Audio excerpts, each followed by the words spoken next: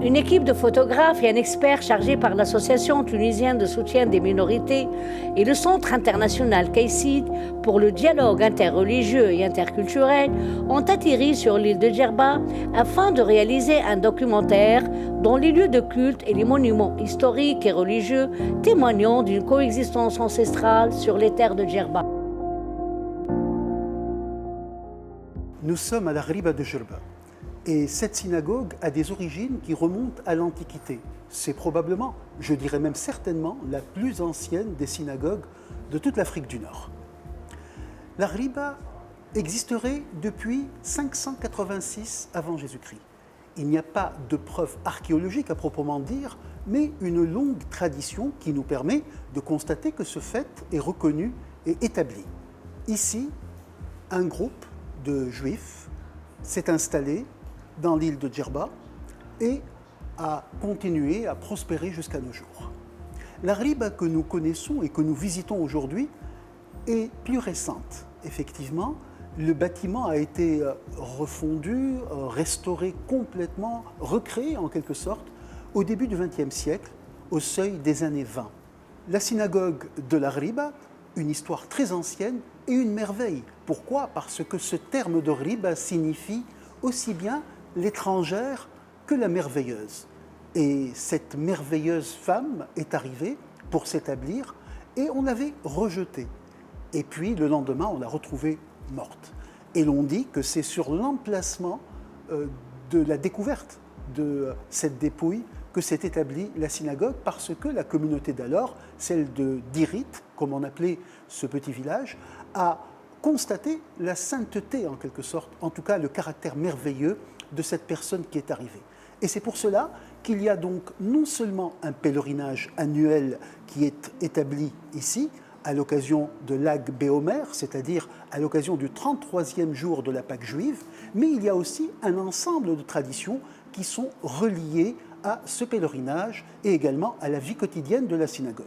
Je vous parlais de l'année hébraïque. Voici un calendrier qui est d'ailleurs produit par le rabbinat de Tunisie. On y trouve les heures de prière, les heures du début et de la fin de Shabbat à Tunis et à Djerba. Et donc on suit avec ce calendrier qui donne la date grégorienne et également la date juive. Nous sommes durant le mois de Tishri 5782, donc en 5782. Tishri est le premier mois de l'année. La Ghriba, c'est un peu comme dans les capitales antiques, un naos et un pronaos, c'est-à-dire qu'il y a une antichambre avant d'entrer au sein de la synagogue.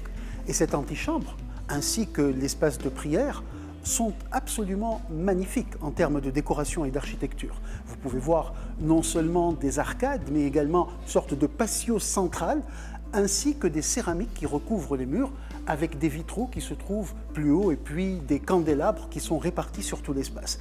La Ghriba, c'est donc un petit bijou d'architecture du début du XXe siècle et c'est également un lieu qui s'ouvre sur une bénédiction au président de la République tunisienne, le regretté Habib Bourguiba, qui était véritablement très vénéré par la communauté juive. On dit que Djerba est l'île des 300 mosquées, mais ce qu'on ne sait pas, c'est que ces mosquées participaient au système défensif de l'île et qu'elles étaient reliées en quelque sorte à tous ces bourges, à ces forts qui étaient disséminés tout autour de l'île pour assurer sa protection. En fait, à côté des forts, il y avait également, comme ici près de Sidi Jmour, des mausolées côtiers qui assuraient aussi la surveillance de la mer. Et puis, au-delà de cela, il y avait les manzels qui étaient des sortes de manoirs fortifiés et aussi les mosquées dont les minarets servaient de tour de guet et également de relais pour diffuser l'information. Une chose qui m'a touché quand je suis arrivé à Djerba, c'est l'accueil de tout le monde. De tout le monde qui m'a accueilli, m'a donné son bienvenu. Surtout ce désir que j'ai ressenti que l'Église soit ouverte, soit comme il fait partie de l'histoire de cette île, de cette population qui habite ici. Donc cette église, le grand souci que nous avons, que vraiment ça puisse rester ouverte le plus possible, parce que ce n'est pas notre église, mais c'est vraiment l'église de l'île de Djerba, c'est-à-dire appartient à tous. et ça fait partie de l'histoire, du patrimoine de cette île.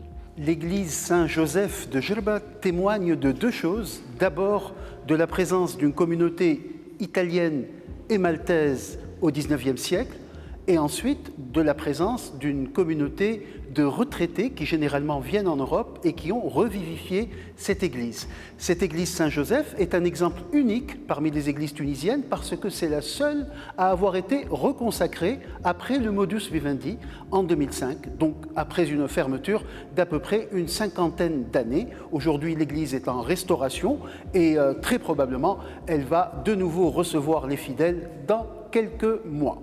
S'il existe à Djerba une importante communauté maltaise et une importante communauté italienne, il y a aussi l'existence d'une communauté grecque. Et cette communauté a fondé son église à la fin du XIXe siècle. Il s'agit d'une communauté de pêcheurs, de marins, et c'est pour cela que l'église est placée sous l'égide de Saint Nicolas, qui est le patron des marins et des pêcheurs. Cette église a été fondée par les Kandinis qui ont encore une demeure qui existe à proximité et cette famille a laissé une trace importante ainsi que cette communauté grecque dont l'église orthodoxe est toujours active aujourd'hui à Djerba. Nous sommes au Burj Razi Mostfa, le Burj el-Kbir de l'île de Djerba, celui qui assurait véritablement la protection de l'île. Ce Burj en lui-même est une pièce de diversité.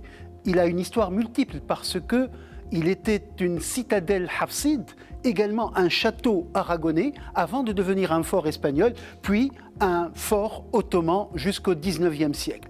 Il est très intéressant ici, dans le Burj Razi Mostfa, de réfléchir justement sur cette présence ottomane qui est matérialisée à Homt el-Sour par l'existence d'une mosquée des Turcs, Souq al-Turk. Et grâce à cela, nous pouvons voir que Djerba accueille la diversité de plusieurs rites sunnites qui sont les Malikites, les Hanéfites et les Ibavites.